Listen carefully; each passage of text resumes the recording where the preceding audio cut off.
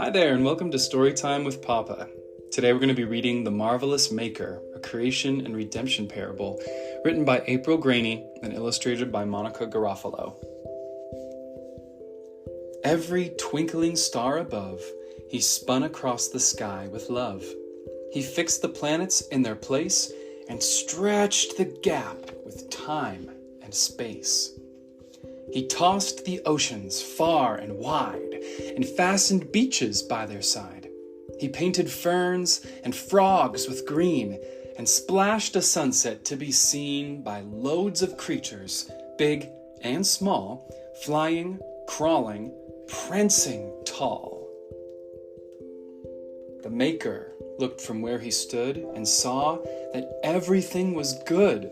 One final crowning act to go, 2 children for his love to show, a boy and girl who would believe, named Adamus and Genevieve.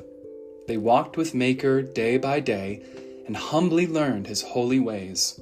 They both were perfect, strong and whole, pure in body, strength, and soul.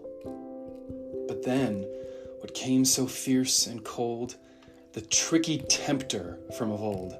He slithered up to Genevieve while hiding darkness up his sleeve. "Who is this Maker? Does he try to say that he can rule your lives?" The children looked and wondered why, as dark desire filled their eyes. They reached and ate the stolen fruit. Their hearts, once pure, turned dark as soot. And while their whole world fell apart, the tricky tempter stole their hearts. Poor Adamus and Genevieve were bound in darkness and deceived. Once loving thoughts instead turned cold and caused them both to curse and scold. "Where is Maker?" the children said, and shook their fists at him instead. The tricky tempter had his way, his evil covered night and day. The Maker's heart was sorely grieved. His children lost who once believed. Now blinded by their pride and greed, they fought each other much indeed. All-knowing Maker heard their cries, which came to him as no surprise. And so he humbly took on flesh, became a man to conquer death. With strength he thundered through the dark. The tempter jumped with quite a start. The children's shackles broke and split. Their angry captor cursed and spit. "These children yet deserve to die. You know this just as well as I. My blood will cover all their debt. I am not finished with you yet." The Maker bowed his mighty head, and then he gave his life instead.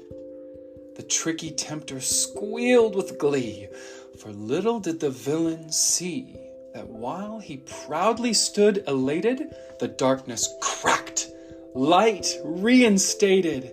The startled children looked around to hear a once familiar sound. The Maker's voice began to grow.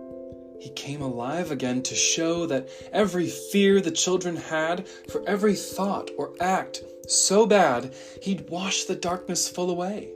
The children looked with tears to say, "Forgive us, Maker, we were lost." Their sins across the seas were tossed. "Now walk with me. I'll help you train to beat that tricky tempter's game. Throw off his lies, and you will see I've made you to be royalty." "Fear not," he said, "I'll be with you. Believe in me with all you do. Let every heart and life make room, for surely I will come back soon." And when the marvelous Maker stood, the children knew that he was good. They raised their hands to him in love and praised the Maker from above. The end.